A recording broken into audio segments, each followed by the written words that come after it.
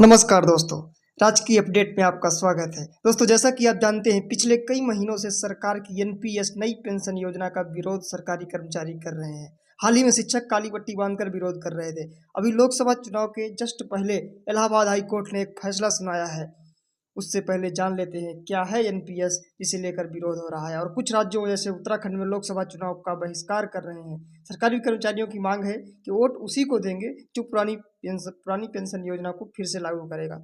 अगर हम बात करें कि न्यू पेंशन स्कीम क्या थी, तो ये OASIS रिपोर्ट नई पेंशन योजना का आधार बनी थी, जिसे दिसंबर 2003 में अधिसूचित किया गया था और केंद्र सरकार ने जनवरी 2004 से इसे राष्ट्रीय पेंशन प्रणाली के तहत शुरू कर दी थी और ये सशस्त्र बलों को छोड़कर सभी पे लागू हो गई थी। ये थी नई पेंशन प्रणाली की शुरुआत 2004 से शुरू होती है। और अगर बात करें कि ओल्ड पेंशन जो सिस्टम था, ओल्ड पेंशन स्कीम, ये कब से शुरू हुई थी, तो ये 1950 से शुरू हुई थी। आगे और देखते हैं कि जो ओल्ड पेंशन सिस्टम है और न्यू पेंशन यानी नेशनल पेंशन सिस्टम जो नया पेंशन योजना है, इन दोनों में क्या कुछ अंतर है, आखिर क्यों इतना विरोध हो रहा है नई पेंशन योजना को लेकर के, क्या बदलाव आए हैं नई पेंशन योजना में, ऐसा क्या बदलाव कर दिया गया है जिससे कर्मचारी निराश हैं और दुखी हैं। तो देखते हैं दोस्तों, जो नई पेंशन योजना, इसमें कर्मचारियों की जो सैलरी होती है उससे 10% की कटौती कर ली जाएगी, जबकि पुरानी पेंशन योजना में सैलरी से कोई कटौती नहीं होती थी। इसी तरह से अगर बात करें कि जो पुरानी पेंशन योजना में जीपीएफ की सुविधा होती थी और नई पेंशन ये जो स्कीम है उसमें ऐसी कोई सुविधा नहीं है। जीपीएफ यानी जनरल प्रोविडेंट फंड होता था, जिसमें एक अकाउंट होता था जनरल प्रोविडेंट फंड का, जीपीएफ का, और उसमें पैसा जमा होते जाते थे और उसमें इंटरेस्ट रेट मिलती थी। और अगर ज़रूरत पड़ रही है हमको इमरजेंसी में किसी भी मेडिकल के या एजुकेशन कुछ भी के लिए पर्पज से, तो उसको हम निकाल भी सकते थे। इसी तरह अगर बात करें पुरानी पेंशन योजना में, कि रिटायर होने के समय सैलरी की आधी राशि पेंशन के रूप में मिलती थी, यानी जिस समय पे जितना वेतन लास्ट टाइम में चल रहा होता है उसकी आधी सैलरी हमको पेंशन के रूप में मिलना स्टार्ट हो जाती थी। लेकिन जबकि नई पेंशन में आपको योजना में कितनी पेंशन मिलेगी इसकी कोई गारंटी नहीं है।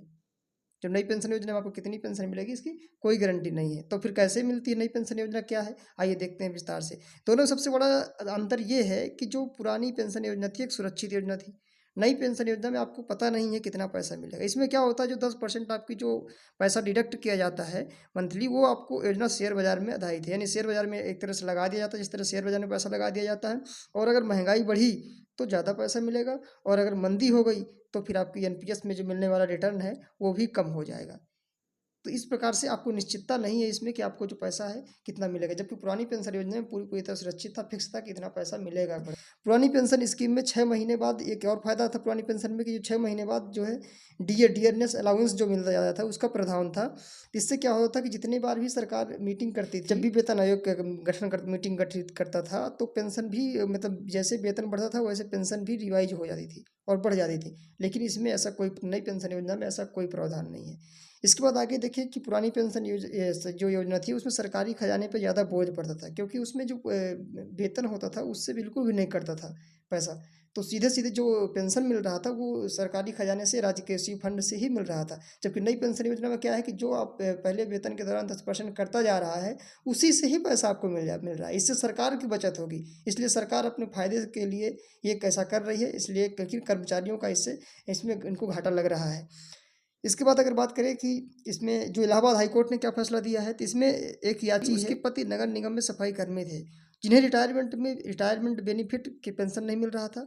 उसके लाभ के लिए बार बार नगर निगम में वो अपनी जो है रिक्वेस्ट दायर कर रहे थे, एप्लीकेशन दे रहे थे, लेकिन नहीं मिल रहा था। इसके लिए उन्होंने, बाद में उनको पता चला ऐसे कि जो ये नगर निगम है वो जानबूझकर भुगतान नहीं कर रहा है उनका रिटायरमेंट बेनिफिट का।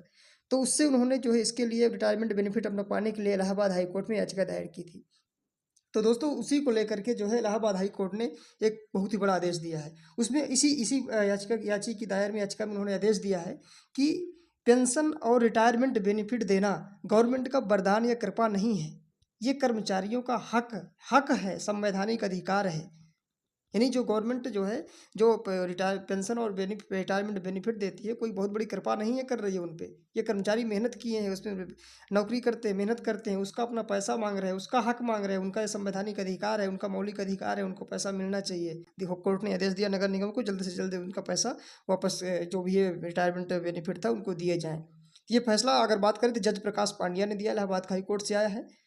दोस्तों, यहाँ पेंशन के बारे में हाई कोर्ट की तरफ से सरकारी कर्मचारियों के लिए अच्छी अपडेट है, बहुत ही बड़ी अपडेट है, क्योंकि जो विरोध कर रहे हैं इससे पता चलता है कि यह कोर्ट का भी पेंशन को लेकर के काफ़ी कर्मचारियों के हित में फैसले ले रही है। उम्मीद करता हूँ वीडियो पसंद आया होगा। हमारा हौसला बढ़ाने के लिए वीडियो लाइक कर सकते हैं और चैनल सब्सक्राइब कर ले ताकि नेक्स्ट अपडेट आप तक मिल सके।